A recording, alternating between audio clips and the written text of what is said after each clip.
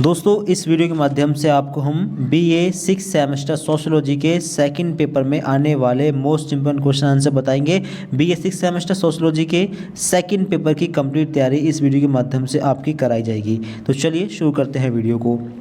Screen पर आप देख पा रहे होंगे BA part third year semester 6 sociology paper 2 है, जेंडर एंड सोसाइटी। सिलेबस क्या है? सिलेबस आप यहाँ पर देख पा रहे होंगे। यूनिट फर्स्ट है gender culture where sex biology equality, unit second third fourth fifth और ये 6 7 8 यूनिट्स हैं। अब यूनिट बाय यूनिट आपको मोस्ट इंपोर्टेंट क्वेश्चन आंसर बताएंगे। देखिए पहली यूनिट से कौन कौन से क्वेश्चन मोस्ट इंपॉर्टेंट रहेंगे। क्वेश्चन नंबर 1, सामाजिक लिंग स्त्री तथा पुरुष से संबंधित है, जो स्त्री एवं पुरुष की भूमिकाओं को किस आधार पर परिभाषित करने का प्रयास करता है? सांस्कृतिक आधार पर। द राइट आंसर हो जाएगा। जैविक अर्थों में हम नर और मादा की तरह पैदा होते हैं, लेकिन सामाजिक लिंग की मान्यता किस रूप में मिलती है? वो मिलती है स्त्री पुरुष के रूप में। समाज में हम पहचाने जाते हैं स्त्री या पुरुष के रूप में। ब राइट आंसर हो जाएगा।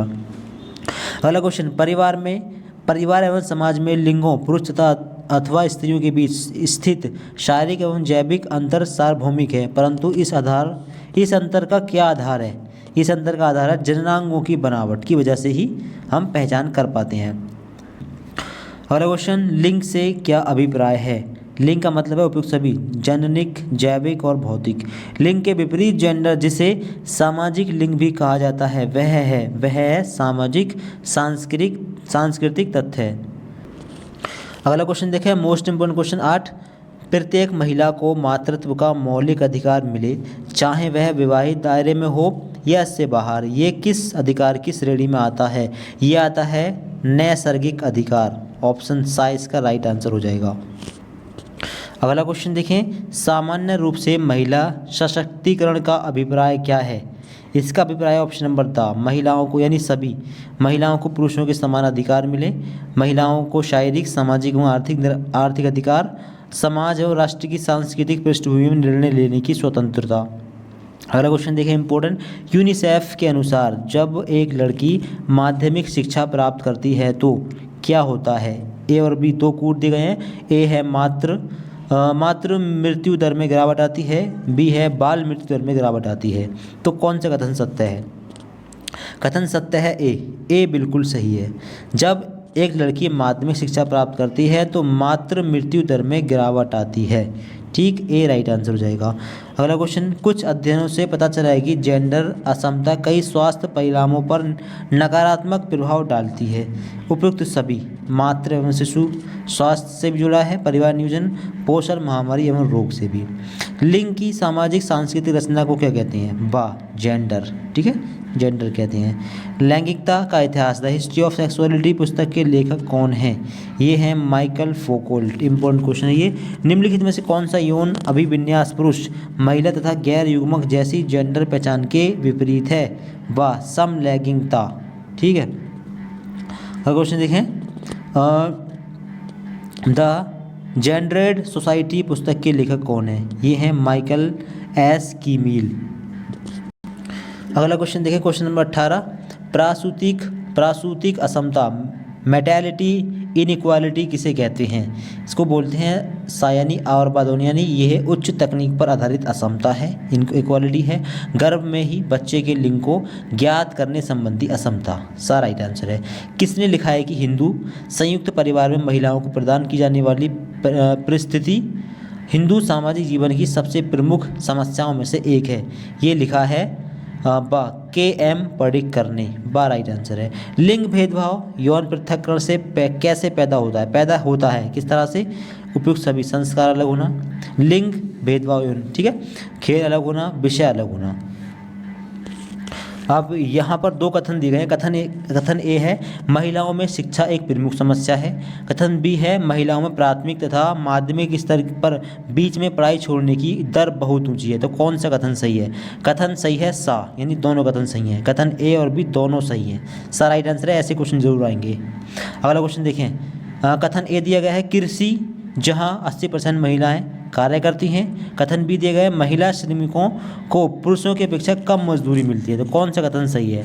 कथन सा सही है। ए और बी दोनों सही हैं। इसमें भी सा कथन सही हो जाएगा।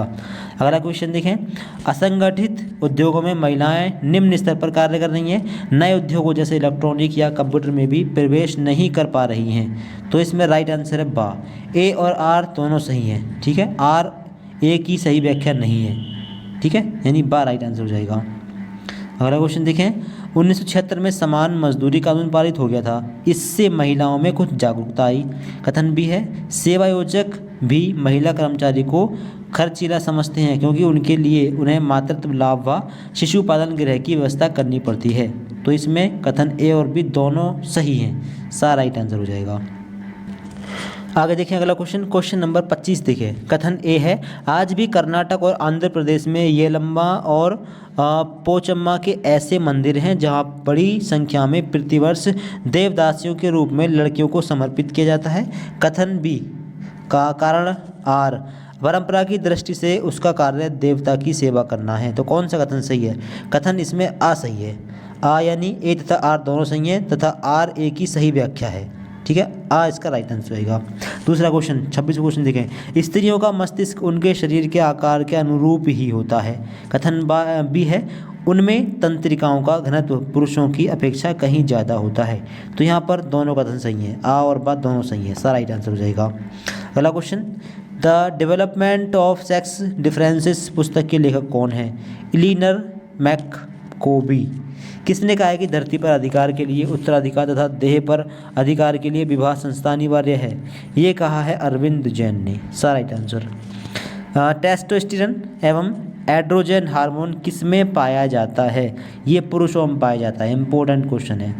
अध्ययनों से पता चला है कि एक विविध कार्यस्थल अधिक उत्पादक कार्यस्थल होता है जब यहाँ पर कूट दिए गए हैं, दा सही है यानी कि उपयुक्त सभी सही हैं, ए बी सी तीनों कूट सही हैं। आगे देखें अगला क्वेश्चन, क्वेश्चन नंबर 39 देखें। कथन ए है, परिवार के समाजीकरण में महिलाओं की महत्वपूर्ण भूमिका होती है।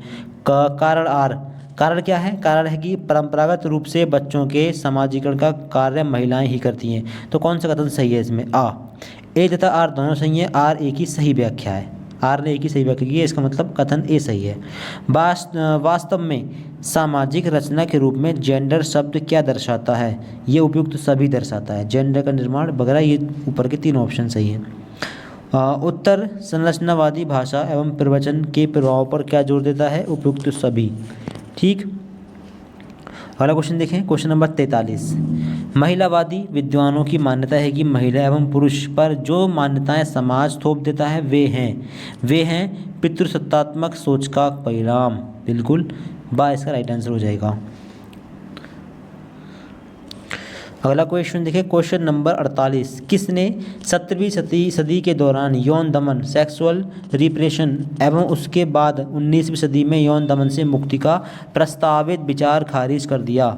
एम फूको ने, ठीक। फूको उन कारणों की जांच करता है जिसके माध्यम से सेक्स को विमर्श डिस्कोर में लाया जाता है। कौन सा कारण है? उपयुक्त सभी कारण, चिकित्सा, शिक्षा कार्यक्रम, जनसांख्यिकी एवं आपराधिक न्याय प्रणाली।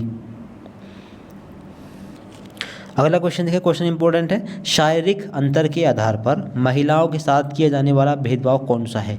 तो ये सभी भेदभाव है, द राइट आंसर है। महिलाओं को आगे बढ़ने से रोकने का प्रयास होता है, उनकी क्षमताओं का अवमूल्यन किया जाता है, लिंग के आधार पर उन्हें कमजोर माना जाता है। तो उपयुक्त द यानी द राइट आंसर हो जाएगा। आगे देखिए अगला क्वेश्चन, क्वेश्चन नंबर 57 देखें। किस विद्वान ने भारत को भूखी माताओं की भूमि कहा है? ये कहा है मधुलिका मजूमदार ने। किसने कहा? व्यक्तिगत विषय विशिष्ट प्रबलनों का के माध्यम से उत्पन्न होता है। ये कहा है एम फूको ने, ठीक।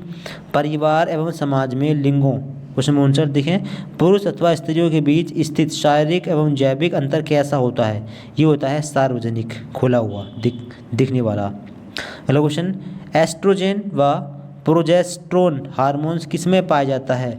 ये महिलाओं में पाया जाता है, आ इसका राइट आंसर है। इंपॉर्टेंट क्वेश्चन है ये। नारी एक सृष्टा है पर सार्वभौमिक सत्य है, परंतु मात्र सृष्टा होना ही उसका संपूर्ण परिचय नहीं है। ऑप्शन था उपरोक्त सभी, यानी ये सही ऊपर वाली।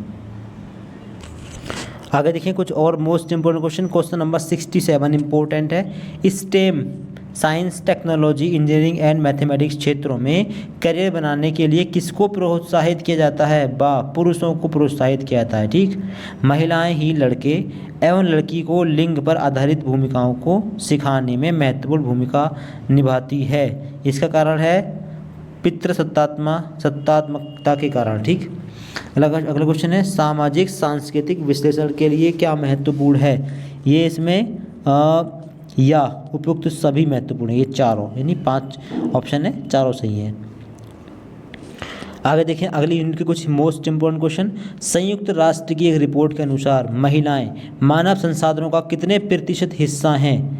ये हैं 50% लगभग। ठीक, महिलाएं परिवार में कौन सी भूमिकाएं निभाती हैं? इंपॉर्टेंट क्वेश्चन है। ये निभाती हैं पत्नी और पारिवारिक आय की प्रबंधक, यानी ऑप्शन सा आपका राइट आंसर हो जाएगा। वह स्थान जिसमें महिलाओं का योगदान न्यूनतम तथा उपयुक्त नहीं माना जाता है, वह स्थान कौन सा है? परिवार। ठीक है, राइट आंसर है। 2021 में फोर्ब्स के एक लेख के अनुसार महामारी के कारण महिलाओं की किस भूमिका में वृद्धि हुई है? ये हुई है पारिवारिक भूमिकाओं में वृद्धि। इसका राइट आंसर ड हो जाएगा। आगे देखें कुछ और most important question. Question number 47, portrayal of women on television in India पुस्तक के लेखक कौन हैं? कमलेश महाजन, राइट आंसर। टेनेनबॉम किस धार्मिक ग्रंथ की पारंपरिक व्याख्या है? यह है बाइबल की व्याख्या। किस धार्मिक ग्रंथ में महिलाओं को ज़्यादातर माताओं, प्रलोभियों, पत्नियों एवं वैश्याओं के रूप में दिखाया गया है, दर्शाया गया है? तो ये दिखाया गया है बाइबल में।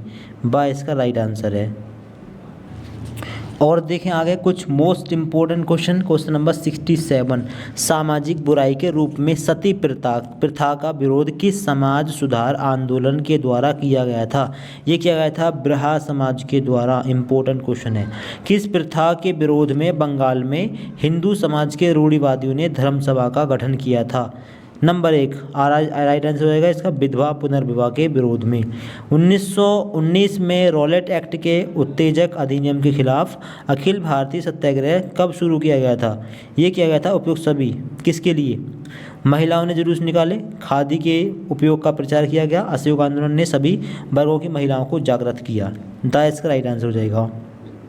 अगला क्वेश्चन है, कथन ए दिया गया है कि 1930 में दांडी मार्च में सरोजिनी नायडू सहित बड़ी संख्या में महिलाओं ने सक्रिय रूप से भाग लिया। दूसरा कथन है कि 1931 में सरोजिनी नायडू ने भारत की महिलाओं के आधिकारिक प्रतिनिधि के रूप में दूसरे गोलमेज सम्मेलन में भाग लिया। तो कौन सा कथन सत्य है? कथन ए और बी दोनों सही हैं।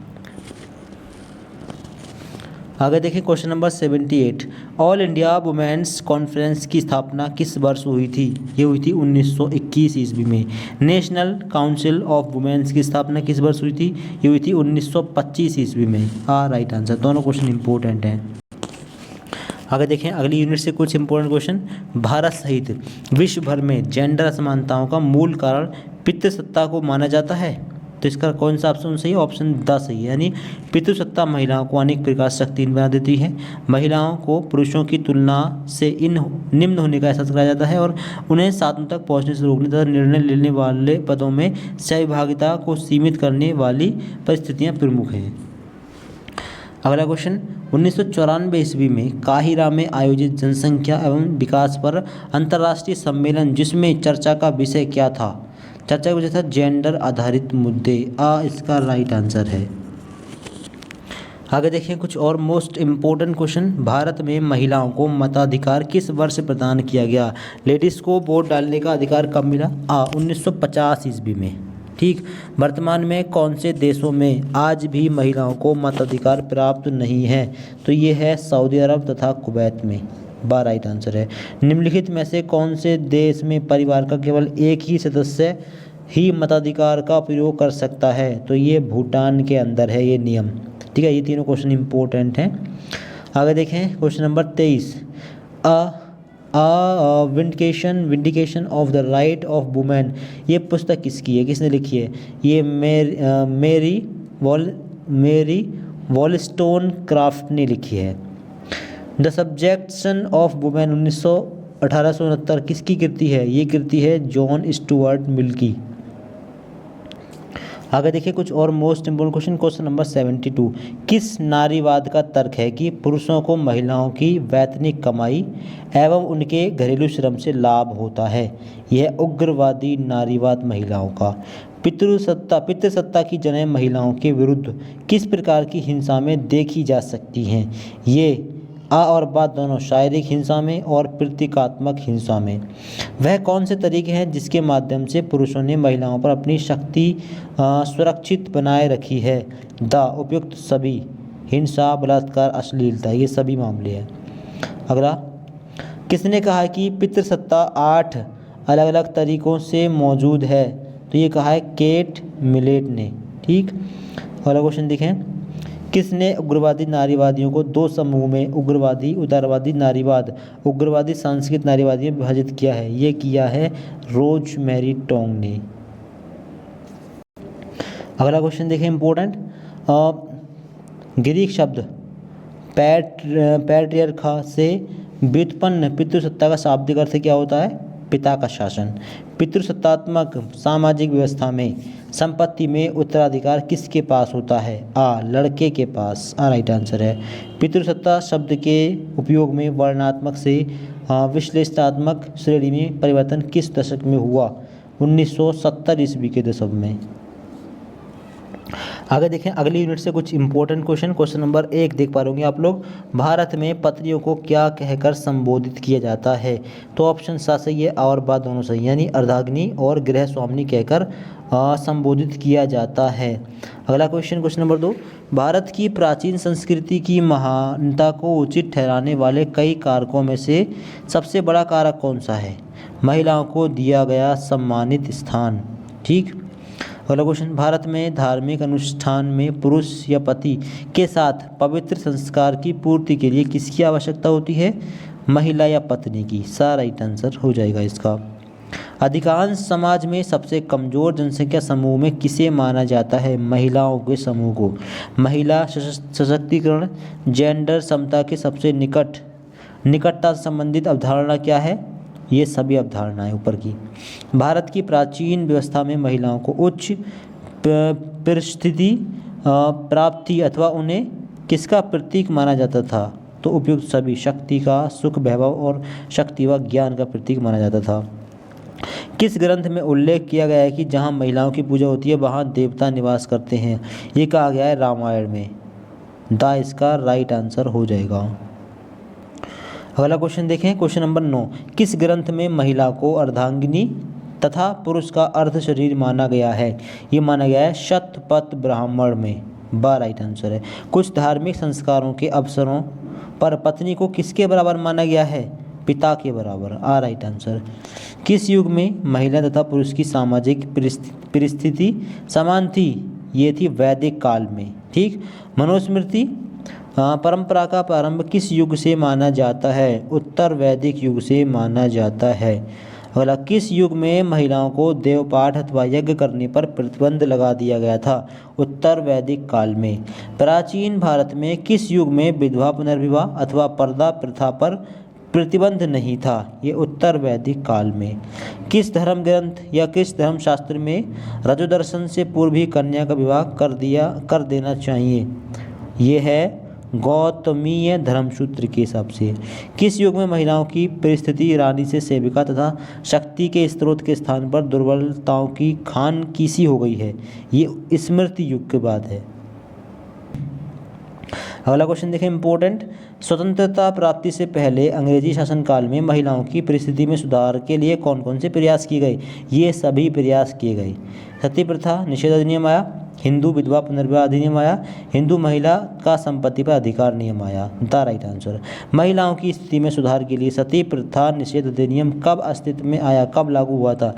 यानी 1829 ईस्वी में ये नियम, ये कानून लागू हुआ था।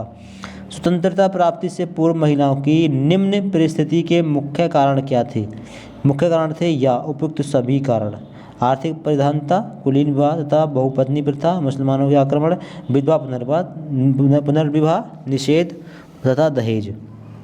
अगला क्वेश्चन देखें, वैदिक युग के बाद महिलाओं की परिस्थिति में किस युग के सुधार होना प्रारंभ हुआ? किस युग से? तो ये हुआ है अंग्रेजी शासनकाल के दौरान से सुधार होना शुरू हुआ है। किस काल में महिला शिक्षा एवं रोजगार को मान्यता मिलती प्रारंभ हुई? अंग्रेजी शासनकाल के दौरान। इंपॉर्टेंट क्वेश्चन है ये वाला। आगे देखें कुछ और इम्पोर्टेंट क्वेश्चन। क्वेश्चन नंबर 49 देखें, 18वीं शताब्दी में जनांकिकी के आधुनिक विज्ञान की शुरुआत कब हुई थी, कहाँ हुई थी? ये हुई थी यूरोप में। राइट आंसर है। सन 1790 में पहली आधुनिक जनगणना का प्रारंभ कहाँ हुआ था? पहली आधुनिक जनगणना हुई थी अमेरिका में। Right answer. भारत में ब्रिटिश भारतीय सरकार द्वारा पहली जनगणना कब प्रारंभ हुई थी? इंपॉर्टेंट क्वेश्चन है ये हुई थी 1967 से 72 के बीच में। स्वतंत्र भारत में 7 दशकीय जनगणना कब आयोजित की गई थी? ये की गई थी 1951 ईस्वी में। राइट आंसर इसका हो जाएगा। महिला जननांकिकी में मुख्य रूप से किन किन पहलुओं को सम्मिलित किया गया था? उपयुक्त सभी, ये ऊपर के सभी कारक हैं। अत्यधिक जनसंख्या के सामाजिक प्रभाव के रूप में समाज में गंभीर समस्याओं का नाम होता है। उपयुक्त सभी नाम होते हैं। बेरोजगारी, भुखमरी, निर्धनता। आगे देखें अगला क्वेश्चन। क्वेश्चन नंबर 56 देखें, 21वीं सदी की दूसरी जनगणना में कुल जनसंख्या में महिला जनसंख्या का प्रतिशत कितना था? ये था 48.5%।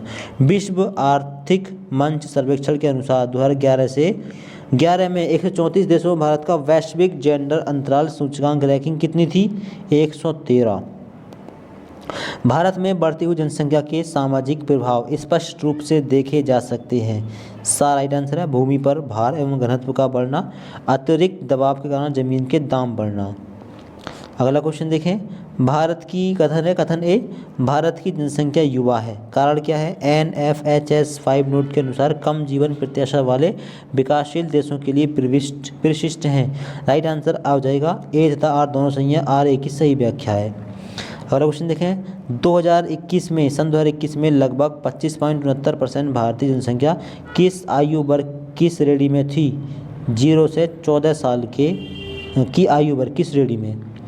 किसी जनसंख्या में महिलाओं की तुलना में पुरुषों का अधिक अनुपात हो तो किस प्रकार की मान्यताएं विकसित होती हैं? तो होती हैं आ और बा दोनों तरह की मान्यताएं। आ मतलब बहुपति जैसी प्रथाओं का प्रचलन बढ़ता है, महिलाओं की परिस्थिति में ह्रास होता है। आगे देखें इम्पोर्टेंट क्वेश्चन, वर्ष 2011 में भारत में पुरुष तथा महिला अनुपात कितना था? इम्पोर्टेंट क्वेश्चन है। ये था 940। 1000 पुरुषों पर 940 महिलाएं, ये अनुपात था भारत में। अगला क्वेश्चन, भारत में नगरीय क्षेत्रों की तुलना में ग्रामीण क्षेत्रों में लिंग अनुपात कितना है? 947। ग्रामीण क्षेत्रों में लिंग अनुपात ज़्यादा है। अगला क्वेश्चन देखें इंपॉर्टेंट क्वेश्चन, भारत में किस धार्मिक समूह का लिंग अनुपात सबसे अधिक है? यह है ईसाइयों का। Right answer.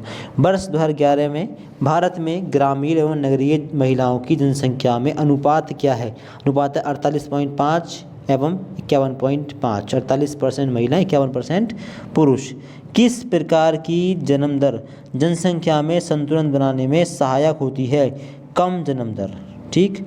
भारतीय मुसलमानों में कुल प्रजनन दर में नाटकीय रूप से गिरावट आई है, जो 1992 में प्रति महिला 4.4 बच्चों से घटकर 2015 में कितनी हो गई थी? ये हो गई थी 2.6। इसका राइट आंसर हो जाएगा। 2011 की जनगणना के अनुसार भारत की 120 करोड़ की आबादी में हिंदू जनसंख्या कितनी थी? इंपॉर्टेंट क्वेश्चन है। राइट आंसर है 79.8%। राइट आंसर है। स्वतंत्रता प्राप्ति के पश्चात भारत सरकार ने परिवार नियोजन के लिए कुछ आवश्यक कदमों की पहल की। उनमें कौन कौन से थे? आ और बा दोनों। आ था 1965 में सरकार बंधीकरण या अनुवर्गीकरण लाई और 1970 में शिविर योजना लाई थी। आगे देखें अगला इम्पोर्टेंट क्वेश्चन, क्वेश्चन नंबर 84, वे व्यक्ति या महिला या पुरुष जिनकी गणना भारत में की जाती है, भारत की जनसंख्या में आती है, लेकिन उनका जन्म किसी दूसरे देश में हुआ हो, ऐसे प्रवासियों को क्या कहा जाता है? ऐसे प्रवासी कहते हैं अंतर्राष्ट्रीय प्रवासी। इसका राइट आंसर है। ऐसे प्रवासन को क्या कहते हैं? जो एक स्थान पर रहने वाले लोग दूसरे स्थान पर जीविकोपार्जन हेतु जाते हैं, परंतु अपने मूल स्थान के साथ जहाँ पर उनके परिवार रहते हैं निरंतर संपर्क रखते हैं, उसको कहते हैं अर्धस्थायी प्रवासन। अगला क्वेश्चन देखें, भारत के किस राज्य में उन महिलाओं की संख्या सबसे अधिक है जो नगरीय क्षेत्रों में काम की तलाश में ग्रामीण क्षेत्रों को छोड़कर आती हैं? ये है महाराष्ट्र राज्य। महाराष्ट्र राज्य में मोस्टली लेडीज़ काम के लिए आती हैं दूसरे राज्यों से। अगला क्वेश्चन देखें, 2011 की जनगणना में गणना किए गए प्रत्येक 100 व्यक्तियों में से लगभग कितने लोगों को प्रवासी माना गया था? मतलब 38 लोगों को। वास्तव में महिलाएं मूल प्रवासी हैं। उपयुक्त सभी राइट आंसर है। आगे देखें क्वेश्चन नंबर 94, ऐसे on the principle of population पुस्तक के लेखक कौन है? Malthus. The population of India and Pakistan नामक पुस्तक के लेखक कौन है? डेविड। ठीक। जनांक मुख्य रूप से किसका विज्ञान कहा जाता है? जनसंख्या का विज्ञान। भारत की जनसंख्या में सर्वाधिक वृद्धि किस दशक में हुई थी? ये इम्पोर्टेंट क्वेश्चन है। ये हुई थी 1961-71 के दशक में। इम्पोर्टेंट क्वेश्चन है। अगला क्वेश्चन देखा अगली यूनिट से, कौन सी आवश्यकताओं की पूर्ति के लिए समाज में आर्थिक संस्थाओं का जन्म होता है? उपयुक्त सभी की पूर्ति के लिए, बसा, भोजन और निवास के लिए। आगे देखें कुछ और most important question. Question number 5, महिलाएं कुल सकल घरेलू उत्पाद जीडीपी में लगभग कितने प्रतिशत का योगदान देती है? ये लेटेस्ट जो क्वेश्चन है बहुत ज़्यादा एग्जाम में पूछे जाते हैं। तो इस टाइम पर देती हैं 17 से 18% योगदान। महिलाएं अर्थव्यवस्था के किस क्षेत्र में अधिक मजबूत स्थिति में हैं? ये खेती और डेयरी के उद्योग में। भारत में श्रम शक्ति में कितने प्रतिशत महिलाएं हैं? 25% महिलाएं हैं। भारत में महिला जनसंख्या 48.5% है, फिर भी देश की कुल सकल घरेलू उत्पाद जीडीपी में उनका योगदान कितना है? योगदान कैसा है? लगभग असंतुष्टिजनक। 12 आंसर। सन 2012 में 79% पुरुषों की तुलना में कितने प्रतिशत वयस्क भारतीय महिलाओं के पास नौकरी कर रहे थे, नौकरी में थे? तो ये 27% वयस्क लोग, एडल्ट लोग। सन 2005 तथा 2012 के बीच कितने प्रतिशत महिलाएं कार्यबल से बाहर हो गईं, जो कि श्रीलंका की पूरी जनसंख्या के बराबर हैं? तो ये लगभग 20 मिलियन महिलाएं 2005 से 2012 के बीच में कार्यबल से बाहर हो गई थी। 1990 के बाद भारतीय अर्थव्यवस्था 10 गुना से अधिक बढ़ गई है। इसमें महिला कार्यबल की भागीदारी योगदान कितना है उनका? तो गिरावट दर्ज की गई है, उनकी भागीदारी में गिरावट दर्ज की गई है। आगे देखने अगला क्वेश्चन, विश्व आर्थिक मंच की जेंडर अंतराल रिपोर्ट 2022 के अनुसार भारत 146 देशों में किस स्थान पर है? तो ये है 135वें स्थान पर। जेंडर अंतराल रिपोर्ट 2022 के अनुसार भारत कौन से देशों के समान है? उपयुक्त सभी, पाकिस्तान, चीन, अजरबैजान और कतर के समान है। अगला क्वेश्चन देखें, 2011 की जनगणना के अनुसार 97.6 मिलियन महिलाएं कृषि क्षेत्र में काम करती थीं, जो कुल कृषि कार्यबल का लगभग कितने प्रतिशत है? ये है 37%। वर्तमान में भारत में कामकाजी आयु के कितने मिलियन महिलाएं हैं? तो ये है 432 मिलियन महिलाएं। आगे देखिए अगला क्वेश्चन नंबर 40, वर्तमान समय में महिलाओं की इस संपत्ति का अधिकार, महिलाओं की संपत्ति का अधिकार किस अधिनियम द्वारा शासित होता है? ये होता है हिंदू उत्तराधिकार अधिनियम 1965 के द्वारा भी, और हिंदू महिला संपत्ति का अधिकार अधिनियम 1937 के द्वारा भी, यानी और दोनों हैं। निम्नलिखित में से कौन सा अधिनियम विधवाओं को उनकी संपत्ति पर अधिकार देने के लिए सुनिश्चित किया गया है? ये है महिला संपत्ति का अधिकार अधिनियम 1937 ईस्वी में। ठीक है, ऐसा आ सकता है कि ये महिला संपत्ति अधिनियम अधिनियम ये किस सन में पारित हुआ? 1937 ईस्वी में। हिंदू उत्तराधिकार अधिनियम किस सन में पारित हुआ? 1956 ईस्वी में। ठीक है, और 2005 में हिंदू उत्तराधिकार अधिनियम भी पारित हुआ था। आगे देखिए क्वेश्चन, देश की लगभग आधी जनसंख्या महिलाएं हैं, लेकिन उनकी स्थिति गंभीर रही है। किसके नाम पर? ये सभी कारण है उसके। सदियों से उन्हें धर्म एवं सामाजिक सांस्कृतिक प्रथाओं के नाम पर जानबूझकर विकास के अवसरों से वंचित किया गया। सामाजिक राजनीतिक स्तर पर महिलाओं को अपने घरों में भी स्वतंत्रता से इनकार किया गया। दमन एवं अप्राकृतिक रूप से दिमाग को भर दिया गया। द राइट आंसर हो जाएगा। अगला क्वेश्चन है, भारतीय समाज में महिला अपमान, अत्याचार एवं शोषण का शिकार हो रही है तथा उनके साथ इस भेदभाव में कौन कौन से प्रकरण शामिल हैं? ये सभी प्रकरण शामिल हैं। दहेज, जलाना, बलात्कार, हत्या, पत्नी की पिटाई एवं भेदभाव, ये सभी शामिल हैं। इसका राइट आंसर आपका हो जाएगा। पहली बार महिला आरक्षण विधेयक संसद में कब पेश किया गया था? 1996 ईस्वी में पेश किया गया था। 2022 में सुप्रीम कोर्ट एवं उच्च न्यायालयों में कितने प्रतिशत महिला न्यायाधीशों की संख्या थी? 2022 में थी 13%। आगे देखें अगला क्वेश्चन नंबर 83। भारतीय संविधान के किस संशोधन के अनुसार 6 से 14 वर्ष की आयु के बच्चों के लिए मुफ्त एवं अनिवार्य शिक्षा भारतीय लोगों का मूल अधिकार है? यह है 86वें संशोधन के अनुसार। राइट आंसर है। अगला क्वेश्चन देखिए, भारत के किस राज्य में महिला साक्षरता दर 100% के साथ सबसे अधिक है? यह है केरल राज्य में। ठीक है, 100% लिटरेसी रेट है। 84वें क्वेश्चन का ए राइट आंसर है। लड़कों एवं लड़कियों की शिक्षा में जेंडर अंतराल अभी भी मौजूद हैं? ये है आ और बा दोनों, ये दोनों कारण है इसका। कई अध्ययनों से पता चला है कि महिलाओं को अशिक्षित होने का प्रभाव उनके जैविक तथा सामाजिक जीवन पर प्रभाव डालता है। इसमें दा सही है, ये तीनों इसके रीजन है। आगे देखें अगली यूनिट से कुछ क्वेश्चन नंबर 1। समाज शास्त्रीय दृष्टि से अपराध किसे कहते हैं? अपराध कहते हैं सामाजिक व्यवस्था के विरुद्ध किया गया कार्य अपराध कहलाता है। अपराध किस प्रकार की अवधारणा है? तो ये है कानूनी एवं सामाजिक दोनों अवधारणा। Right answer. निम्नलिखित में से महिलाओं के प्रति होने वाले अपराधों की श्रेणी कौन सी है? सभी श्रेणियां हैं। द राइट आंसर है घरेलू हिंसा, आपराधिक हिंसा और सामाजिक हिंसा।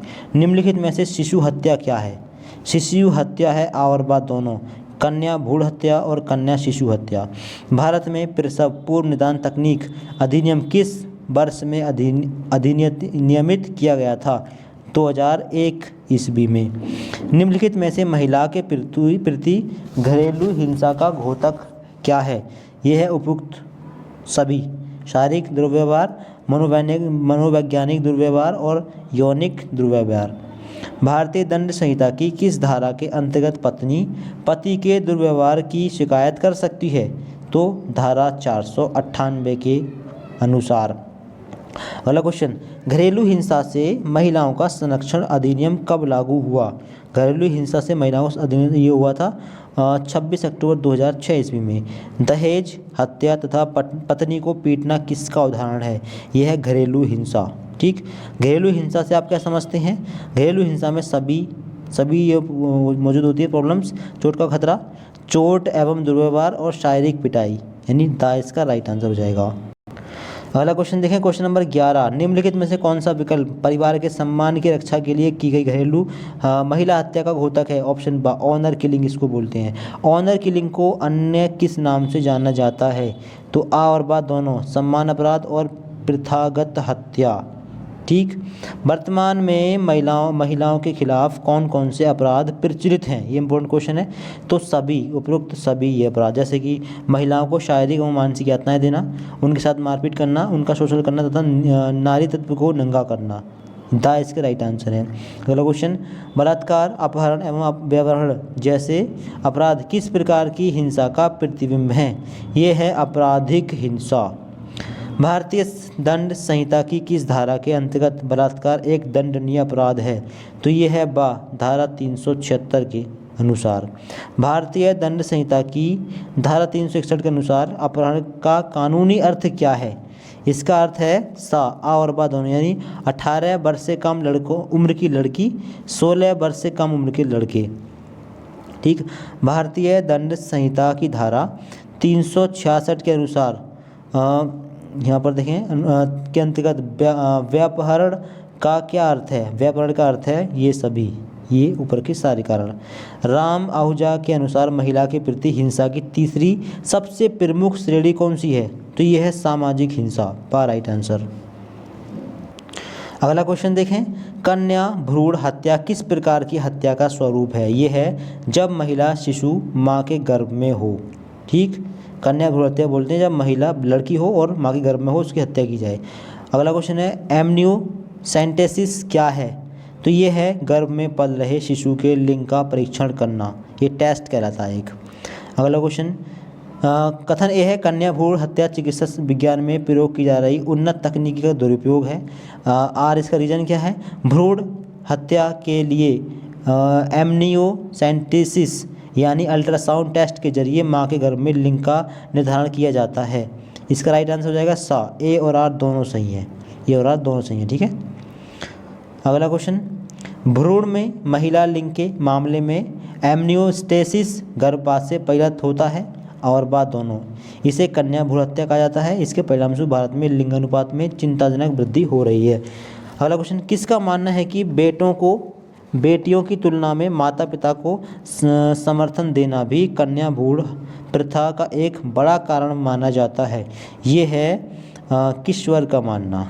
भारत एवं चीन में 80 मिलियन लापता महिलाओं के लिए किस प्रकार की हिंसा को जिम्मेदार माना गया है? ये माना जाता है कन्या भ्रूण हत्या। बा इसका राइट आंसर है। अगला क्वेश्चन, निम्नलिखित में से कौन से देशों में कन्या भ्रूण हत्या ने 0 से 19 वर्ष आयु वर्ग के बीच लिंग अंतराल पैदा किया है? उपयुक्त सभी देशों ने, ये देश यहाँ पर दिए गए हैं। कथन है यहाँ पर, भारतीय दंड संहिता के अंतर्गत गर्भपात दंडनीय अपराध था। कारण क्या है? Medical termination of pregnancy act 1971 के पारित होने के साथ इसे वैध बना दिया गया। तो इसका राइट आंसर है केवल बा सही है। आगे देखें कुछ और मोस्ट इंपोर्टेंट क्वेश्चन। मद्रास के सामुदायिक सेवा गिल्ड द्वारा 1995 में मालाविका कार्लेकर द्वारा तमिलनाडु में किए गए अध्ययन में पाया गया कि राज्य में कन्या भ्रूण किस समुदाय में सबसे बड़े पैमाने पर की गई है? तो ये हिंदू परिवारों में। Right answer. दक्षिण भारत में कन्या भ्रूण हत्या की प्रथा किस जनजाति अथवा कौन से राज्य में व्यापक रूप से मौजूद है? ये इसका राइट आंसर बा, तमिलनाडु की टोडाओ में, ये कम्युनिटी होगी टोडाओ, वहाँ पर। अगला क्वेश्चन है कि अंग्रेजी शासनकाल में भारत के किस गवर्नर जनरल ने कन्या भ्रूण हत्या पर प्रतिबंध लगाया था? राइट आंसर होगा ऑप्शन नंबर सा, विलियम बेंटिक ने। ये इंपॉर्टेंट क्वेश्चन है। भारत के किस राज्य में कन्या भ्रूण हत्या रोकने के लिए मुखबिर योजना की शुरुआत की गई थी? उत्तर प्रदेश में। इसका राइट आंसर है। इंपॉर्टेंट क्वेश्चन है ये भी। अगला क्वेश्चन इंपॉर्टेंट है, भारत सरकार द्वारा कन्या भ्रूण हत्या को रोकने के लिए कौन कौन से प्रयास किए गए हैं? प्री नेटल डायग्नोस्टिक तकनीक PNTD और 1994 का पारित अधिनियम लिंग चयन पर स्थिति। अगला क्वेश्चन देखें, उपयुक्त विकल्पों में से घरेलू हिंसा के स्वरूप कौन से हैं? तो ये सभी घरेलू हिंसा हैं। लैंगिक प्रहार एवं धमकी, भौतिक दुर्व्यवहार तथा प्रहार, भावनात्मक दुर्व्यवहार। घरेलू हिंसा से अभिप्राय परिवार के भीतर होने वाली हिंसा, इनमें से कौन सी है? तो ये सभी हिंसाएं हैं, ठीक, इनको पढ़ लेना। अगला क्वेश्चन देखें, क्वेश्चन नंबर 41, यूनिसेफ की किशोरों पर 2012 में प्रकाशित रिपोर्ट कार्ड में कितने प्रतिशत लड़के अथवा लड़कियां पति द्वारा पत्नियों को पीटना न्यायसंगत मानते या मानती हैं? तो ये 57% लड़के और अथवा 53% लड़कियां। WHO के वैश्विक अनुमानों के अनुसार कितने प्रतिशत महिलाओं ने अपने जीवन काल में शारीरिक तथा यौन हिंसा का अनुभव किया है? 35% महिलाओं ने। राष्ट्रीय परिवार स्वास्थ्य सर्वेक्षण 2015-16 में भारत में घरेलू हिंसा में विवाहित महिलाओं की व्यापकता कितने प्रतिशत होने की सूचना दी? ये 28% थी, ठीक। भारत में नेशनल क्राइम ब्यूरो कितने महानगरों से आंकड़े संकलित करता है? 19 महानगरों से। और देखें इंपॉर्टेंट क्वेश्चन, किसने कहा है कि बाल आयु में विवाह होने से पति द्वारा यौन क्रिया के कारण महिला की मृत्यु हो जाती है? ये कहा है नीना कपूर ने। Right answer. किसने लिखा है कि महिला शिशु हत्या प्रत्यक्ष एवं अप्रत्यक्ष 2 रूपों में हो सकती है? तो बारबरा डी मिलर ने कहा है। बाल विवाह लड़कियों एवं लड़कों दोनों को प्रभावित करता है, लेकिन लड़कियों पर इसका प्रतिकूल प्रभाव पड़ता है। कौन सा प्रभाव पड़ता है? और बात दोनों, ठीक। आगे देखें कुछ और most important question. Question number 58, Bharat सहित अनेक देशों में विवाहित महिलाओं में आत्महत्या की बढ़ती दर का मुख्य कारण क्या है? उपयुक्त सभी कारण, बांझपन, घरेलू हिंसा, यौन विकृति, ठीक। घरेलू हिंसा पीड़ित व्यक्ति इस दृष्टि से नकारात्मक प्रभाव डालती है कि उसकी उत्पादकता का स्तर गिर जाता है, और बात दोनों सही है। भारतीय दंड संहिता कौन सी धारा में ये प्रावधान है कि पत्नी एवं बच्चों के साथ दुर्व्यवहार करना दंडनीय अपराध है? ये है 458वीं धारा में। अगला क्वेश्चन देखें, क्वेश्चन नंबर 68 देखें, निम्नलिखित में से कौन सा ऑनर किलिंग का एक कारण माना जाता है? उपयुक्त सभी कारण है ये, ठीक, इनको पढ़ना। अगला क्वेश्चन, संयुक्त राष्ट्र जनसंख्या कोष के अनुमान अनुसार विश्व भर में ऑनर किलिंग पीड़ितों की कुल वार्षिक संख्या कितनी हो सकती है? 5,000 लगभग। ठीक, आगे देखें, ऑनर किलिंग की घटनाएं मुख्य रूप से भारत के उत्तर पश्चिमी क्षेत्रों में कहाँ पाई जाती हैं? द उपयुक्त सभी पश्चिमी उत्तर प्रदेश, हरियाणा, पंजाब और राजस्थान जैसे राज्यों में। भारत में ऐसा कौन सा राज्य है जहां 100 से अधिक वर्षों में कोई ऑनर किलिंग का मामला प्रकाश में नहीं आया है? सा बंगाल राज्य में। ठीक, अगला क्वेश्चन देखें, विश्व में ऐसे कौन से देश हैं जो अपराधियों को कम सजा देकर सम्मान के आधार पर हत्याओं को उचित ठहराते हैं? यह मध्य पूर्वी देश बा राइट आंसर है। आगे देखें और इम्पोर्टेंट क्वेश्चन, कार्यस्थल पर महिलाओं का यौन उत्पीड़न रोकथाम, निषेध एवं निवारण अधिनियम किस वर्ष अधिनियत किया गया था? 2013 में। कार्यस्थल पर महिलाओं के यौन उत्पीड़न की जड़ें किसकी धारणा से जुड़ी हैं? पितृसत्ता की धारणा से जुड़ी हैं। ठीक, और देखें, कार्यस्थल पर महिलाओं का यौन उत्पीड़न अधिनियम में कितने अध्याय व धाराएं हैं? 8 अध्याय और 30 अनुभाग। कार्यस्थल पर महिलाओं का यौन उत्पीड़न अधिनियम में सम्मिलित है क्या? आ और बा दोनों, केवल कार्यस्थल और केवल आवास गृह। भारत में कौन कौन से राज्यों में महिलाओं के विरुद्ध कार्यस्थल पर यौन उत्पीड़न के सबसे अधिक मामले हैं? द उपयुक्त सभी में, महाराष्ट्र, तमिलनाडु, असम, हरियाणा और पश्चिम बंगाल में। आगे देखें अगली यूनिट से कुछ और इम्पोर्टेंट क्वेश्चन नंबर 1 है, महिलाओं की हर समस्या के समाधान के रूप में जेंडर समता एवं महिलाओं का सशक्तिकरण समय की मांग है। उपयुक्त सभी इसका राइट आंसर हो जाएगा। आगे देखें, भारतीय संविधान के कौन से अनुच्छेद राज्य को किसी भी नागरिक के विरुद्ध जाति, धर्म, लिंग या जन्म स्थान के आधार पर भेदभाव नहीं होना चाहिए? ये अधिकार कौन देता है? आ और बा दोनों, 15A और 15B। संविधान का कौन सा अनुच्छेद राज्य को महिलाओं की विशेष आवश्यकताओं को पूरा करने के लिए सकारात्मक भेदभावपूर्ण कानून बनाने में संकोच न करने की अनुमति देता है? 15(3), अनुच्छेद 15(3). महिला संविधान का कौन सा अनुच्छेद मानव तस्करी पर रोक लगाता है? इंपॉर्टेंट क्वेश्चन है। इसमें लड़कियों एवं महिलाएं भी सम्मिलित हैं। यह है अनुच्छेद 23। आगे देखें अगला क्वेश्चन नंबर 16, भारतीय दंड संहिता की धारा 376 किससे संबंधित है? यह है बलात्कार से संबंधित। राइट आंसर हो जाएगा। भारतीय संविधान का कौन सा अनुच्छेद कानूनों के समान संरक्षण का प्रावधान करता है? अनुच्छेद 14 के अनुसार। महिलाओं के लिए राष्ट्रीय योजना का प्रारंभ कब किया गया था? 1976 ईस्वी में। अगला क्वेश्चन देखें, बेटी बचाओ बेटी पढ़ाओ योजना कब प्रारंभ हुई? 22 जनवरी 2015 ईस्वी में। राइट आंसर है। इंपॉर्टेंट क्वेश्चन है। बेटी बचाओ बेटी पढ़ाओ योजना की शुरुआत प्रधानमंत्री द्वारा भारत के किस राज्य में शुरू की गई थी? हरियाणा राज्य में। Right answer. 2015 में शुरू हुई बेटी बचाओ बेटी पढ़ाओ योजना का प्रमुख उद्देश्य क्या था? ये सभी उद्देश्य थे, ये सारे उद्देश्य थे। ठीक, द राइट आंसर है। आगे देखें, महिला एवं बाल विकास मंत्रालय द्वारा प्रारंभ की गई पहल महिला हाट का प्रमुख उद्देश्य क्या है? ये सभी इसके प्रमुख उद्देश्य हैं। आगे देखें, महिला पुलिस स्वयं सेवक योजना की शुरुआत भारत के किस राज्य से हुई है? तो ये हुई है हरियाणा राज्य से। ठीक, आगे देखें अगला क्वेश्चन नंबर 46, बलात्कार पीड़ितों को राहत एवं पुनर्वास योजना का आरंभ कब हुआ था? 2005 में। बलात्कार पीड़ितों को राहत एवं पुनर्वास योजना 2005 में आरंभ करने का मुख्य उद्देश्य क्या था? और बा दोनों उद्देश्य थे। आगे, निम्नलिखित में से किस योजना को 11वीं पंचवर्षीय योजना के लिए महिला सशक्तिकरण पर कार्य समूह की रिपोर्ट में सम्मिलित किया गया? बलात्कार पीड़ितों को राहत एवं पुनर्वास योजना के अंतर्गत। अगला क्वेश्चन है, भारत सरकार द्वारा स्वावलंबन योजना का शुभारंभ कब किया गया था? 2010 में। स्वावलंबन योजना का मुख्य उद्देश्य क्या था? उद्देश्य ये सभी थे, ऊपर के सभी उद्देश्य थे।